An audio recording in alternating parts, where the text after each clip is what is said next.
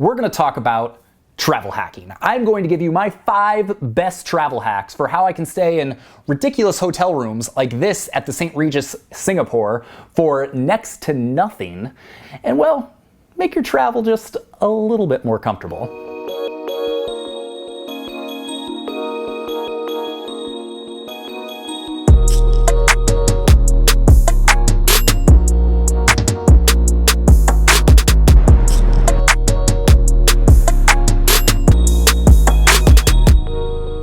So for the last couple of weeks, I've been telling people that we're going to Singapore, and without fail, every single time they say, why Singapore?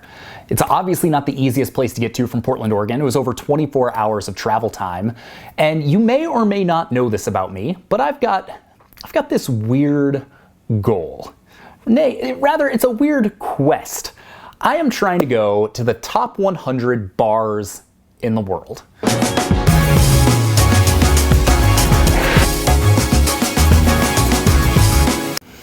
So this whole thing came about a couple years ago. I was in New York City, the list came out, the number 2 bar in the world was way downtown, kind of near Battery Park.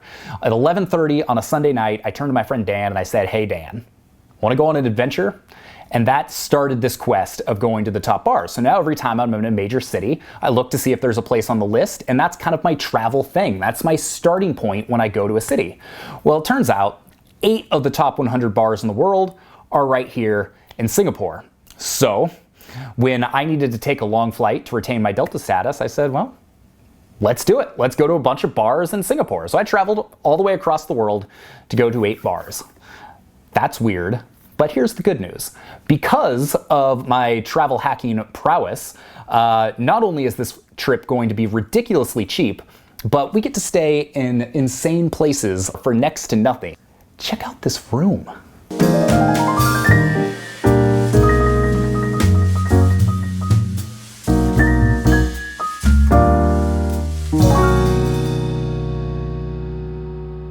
I'm going to preface this video with most of these tips are specifically for people in the US. Some of them might work for Canada or Australia or other places, but considering I'm from the US, I'm not entirely sure about all the international stuff, so take that with a grain of salt. Tip number 1, this is probably the best, easiest thing you could do if you're a US citizen, and that is get the Chase Sapphire Reserve credit card. In my experience, this is by far the best card for travel rewards, earning points, and extra benefits. First off, you're gonna get access to Priority Pass. So that means almost any airport you go to in the world, you're gonna have a travel lounge that you'll be able to go to, get some free food, get some free drinks, and have a place to relax when you're traveling. Game changer. You're also getting a $300 credit towards any travel you take throughout the course of the year. So the fee is not cheap on this card. It's $450 a year, but $300 of that will automatically be added back onto your statement as a credit for any travel. So hotel, sometimes restaurants, gas, flights, you'll have no trouble spending $300 even if you don't travel, just by the things that get categorized as that. So right there, that knocks that $450 price down to $150.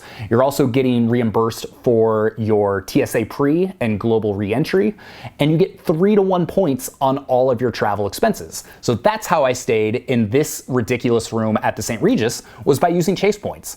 You get a 50,000 point bonus when you sign up. So right there, that's worth, I don't know, probably 3 to 5 nights at a hotel like this, or you can use it for flights. You've got all kinds of options. So the Chase Sapphire Reserve, by far, one of the best travel hacks I know of. So tip number 2 is when you're then going to book travel, whether it be hotels, flights, rental cars, do a search within Chase's travel portal, because often you get some insane deals. For instance, 2 years ago I was in Scotland, and it was going to cost me around $700 for a mediocre rental car for a week. I logged into Chase, $220 for that same time period to have a Mercedes. The deals you can find through this travel portal are sometimes like surprisingly good. Also, one of my favorite things to do is figure out how much I want to spend for a room in any given, location. So say, when I was in Singapore, I was like, I'd like to average out about $100 a night. Well, this room costs quite a bit more than $100 a night, so I can go in and I can use a combination of both points and cash to be able to book the rooms. So I think for 2 nights, I spent like 20,000 points on this room and then like $125. So for 125 bucks and some points, I get to stay in one of the fanciest hotel rooms I have ever stayed in. Did I mention that they've got a pillow service? I can choose the type of pillow that I want on my bed back here.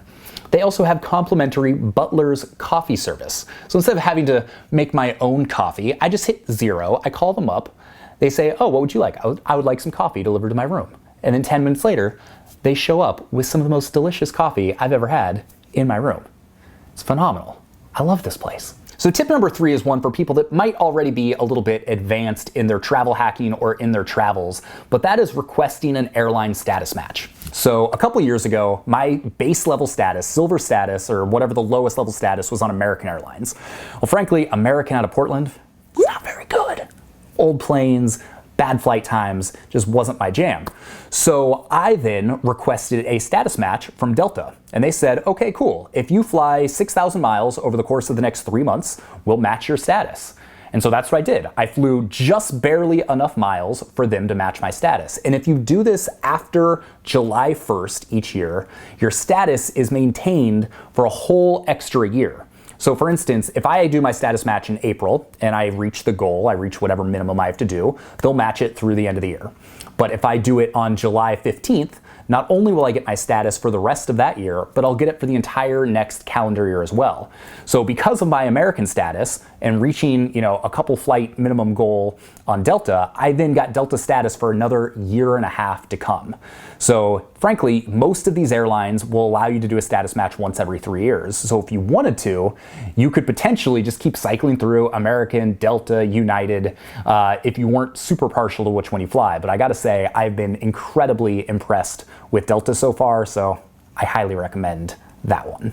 So hack number 4 is keeping an eye out for cheap flight opportunities. So my 2 favorite ways to do that are to sign up for the Scott's Cheap Flights email list and also signing up for the Jetto app. Both of those will let you know anytime there are ridiculously cheap flights for the preset places that you're interested in. So for the Jetto app, for instance, I have it set up for Portland. So every time there's a really cheap flight from Portland, I'll get a push notification on my phone that I can sign up for. So for instance, just recently I saw Portland to Shanghai round trip for $450.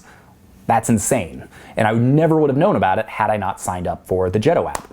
Often, and especially with Scott's Cheap Flights, you'll get mistake fares. So it might be $118 to go from San Francisco to the Seychelles or something ridiculous like that, a flight that would normally cost well over $1,000. So if you're able to be flexible, if you're able to, book flights quickly, then this is a great way to do it by signing up for those 2 sites. So my final tip is to be deliberate about what cards you use for what expenses. So for instance, my Chase Business Preferred gives me 3 times points on all of my online advertising spending.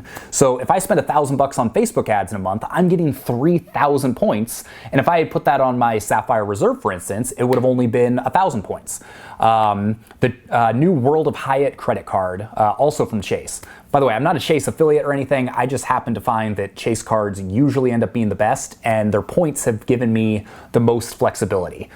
You can transfer them one-to-one to Singapore Air, to United Air, and that's what I often do for my business class flights is I'll transfer it to United because then you can book business class flights on any Star Alliance airline.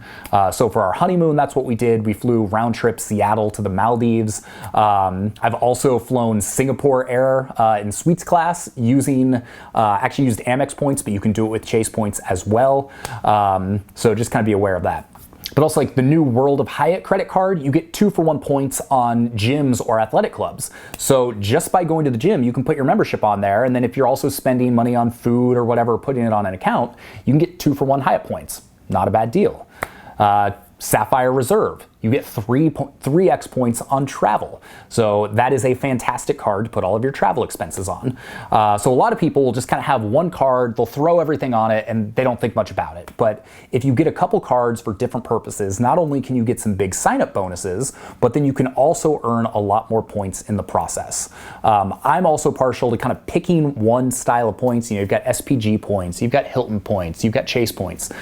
Pick one that you're going to use the most and get cards that are going to give you points in those currencies. So I found Chase to be fantastic because I can transfer Chase one-to-one to Hyatt, I can transfer it to United, or I can go and book in their online portal, which is what we did to get this room.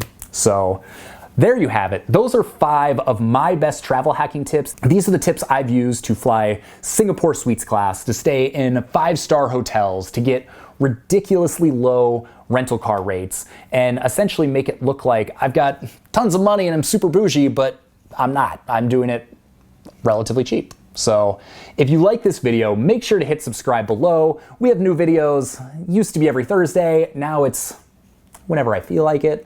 But if you want to build a business you can run from anywhere, if you want to get more travel tips, if you want to start doing more of the things that make you happy in life, check out Location Rebel, locationrebel.com, hit subscribe below, hit that little notification bell so you get notified when we do put out new videos, and I will see you next time. Peace.